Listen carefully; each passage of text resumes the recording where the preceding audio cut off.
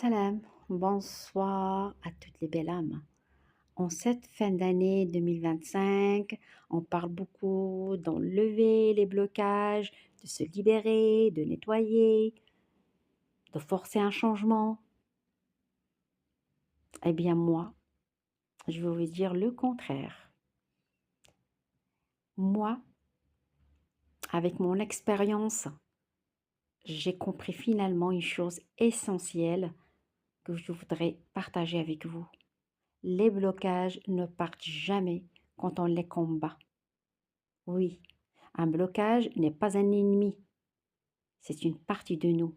C'est souvent une partie qui demande à être comprise, à être respectée, à être écoutée. Et quand on force, le corps résiste. Et quand on s'impose à un rythme qui n'est pas le nôtre, l'émotion se referme. Oui. Pourquoi se ferme?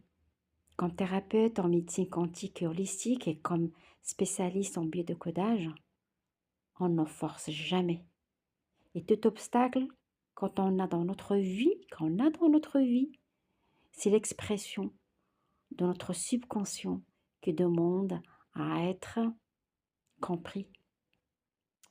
Pendant des années, j'ai cru parfois que j'étais en retard moi aussi, que je devais aller plus vite, faire comme les autres.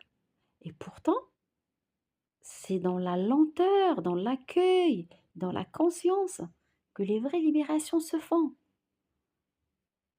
Parfois, le plus grand nettoyage de fin d'année, ce n'est pas d'enlever quelque chose, c'est tout simplement s'arrêter, arrêter de se combattre, arrêter de battre contre soi-même et de respecter profondément son propre rythme.